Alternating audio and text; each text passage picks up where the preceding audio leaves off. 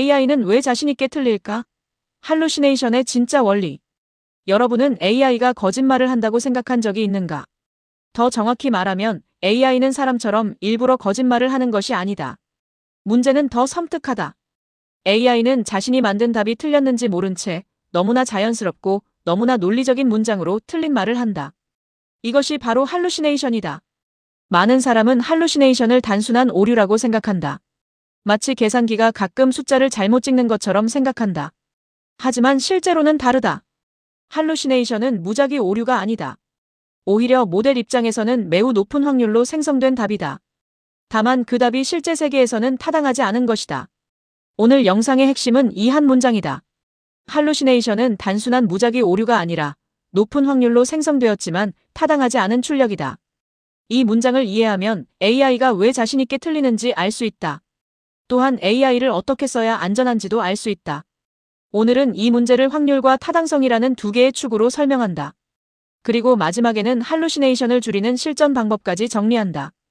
본론 1. LLM은 참을 고르는 기계가 아니라 그럴듯함을 생성하는 기계다. 먼저 LLM이 어떻게 답을 만드는지 이해해야 한다. LLM은 질문을 받으면 인간처럼 먼저 사실 여부를 검토하고 답하는 구조가 아니다. 기본적으로는 앞의 문맥을 보고 다음에 올 가능성이 높은 단어를 예측한다. 이 과정을 계속 반복하면서 문장을 만든다. 즉, 모델은 무엇이 참인가 보다 무엇이 이 문맥에서 자연스러운가에 더 직접적으로 반응한다. 예를 들어보자. 아이작 뉴턴의 대표 저서는 무엇인가라고 물으면 모델은 프린키피아라고 답할 가능성이 높다. 이 경우에는 높은 확률의 답이 실제로도 타당하다. 문제가 없다. 하지만 이런 질문은 어떨까? 2023년에 발표된 김민수 교수의 AI 윤리 전환 논문의 핵심 주장은 무엇인가? 이 질문에는 학술적 문체, 연도, 교수, 논문, 핵심 주장이라는 단서가 들어있다. 모델은 이 구조를 매우 잘 안다. 그래서 실제 논문을 모르는 경우에도 논문 요약처럼 보이는 답을 만들 수 있다. 문장은 자연스럽다. 전문 용어도 들어간다. 논리도 있어 보인다. 하지만 그 논문이 실제로 존재하지 않거나 내용이 다르면 할루시네이션이다. 여기서 중요한 점이 있다. 문장이 자연스럽다는 것은 사실이라는 뜻이 아니다. AI가 유창하게 말한다는 것은 그 문장이 언어적으로 그럴듯하다는 뜻이다. 그 문장이 실제 세계와 맞는지는 별도의 문제다. 본론 2. 확률과 타당성의 이 매트릭스. 이제 할루시네이션을 가장 잘 설명하는 모형을 보자. 두 개의 축을 사용한다. 첫 번째 축은 확률이다. 모델이 그 답을 얼마나 그럴듯하다고 보는가이다. 두 번째 축은 타당성이다. 그 답이 실제로 맞는가이다. 이 두 축을 조합하면 네 가지 유형이 나온다. 첫째, 높은 확률과 높은 타당성이다. 이것은 일반적으로 정확한 답변이다. 예를 들어 지구는 태양 주위를 돈다 같은 문장이다. 모델에게도 매우 익숙하고 실제로도 맞다. 둘째, 낮은 확률과 낮은 타당성이다. 이것은 노이즈나 비일관 출력에 가깝다. 문장이 이상하거나 앞뒤가 맞지 않거나 의미가 불안정한 경우다.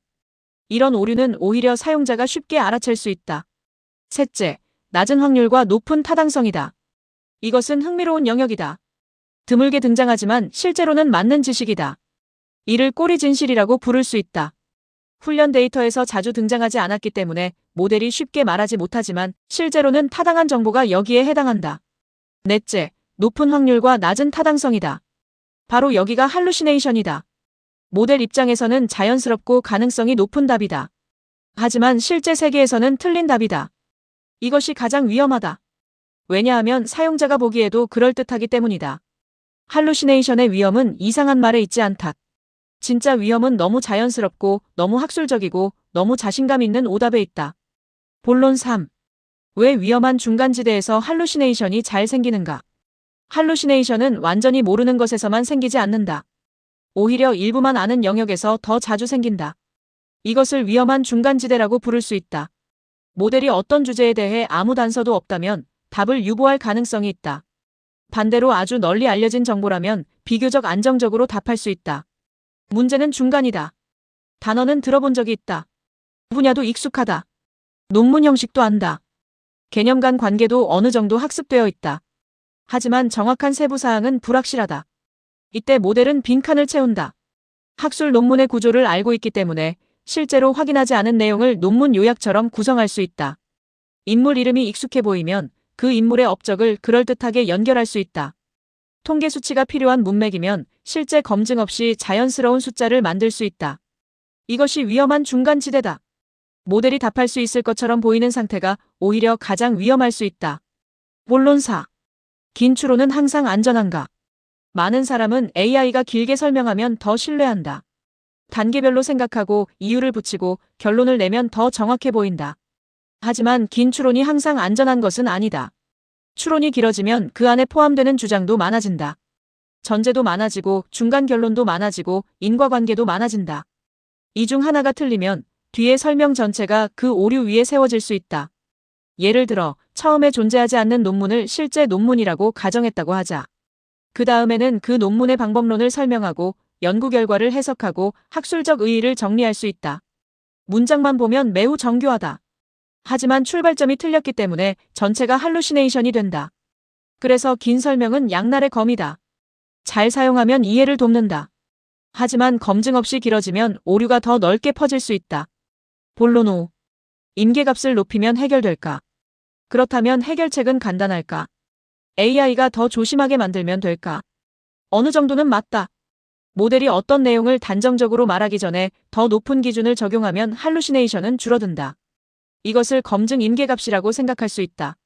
임계값이 낮으면 모델은 빠르고 풍부하게 답한다. 아이디어도 많이 낸다. 하지만 틀린 내용도 자신있게 말할 위험이 커진다. 반대로 임계값이 높으면 모델은 더 조심한다. 출처를 요구하고 불확실성을 표시하고 모르면 모른다고 말할 가능성이 높아진다. 하지만 이 경우 답변이 지나치게 보수적으로 변할 수 있다. 실제로 답할 수 있는 내용도 유보할 수 있다. 따라서 정답은 무조건 임계값을 높인다가 아니다. 과업에 따라 다르게 조정해야 한다. 논문 인용, 법률, 의학 금융, 통계 수치, 최신 정보는 임계값을 높여야 한다. 오류 비용이 크기 때문이다. 반대로 아이디어 발상, 제목 만들기, 글감 확장 같은 작업은 임계값을 조금 낮출 수 있다. 이 경우에는 정확성보다 다양성과 창의성이 더 중요할 수 있다. 핵심은 하나다.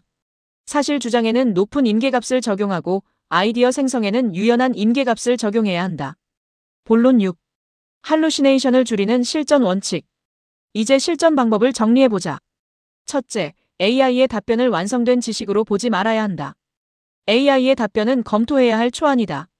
특히 논문, 수치, 법률, 정책, 최신 정보는 반드시 확인해야 한다. 둘째, 답변을 주장 단위로 쪼개야 한다.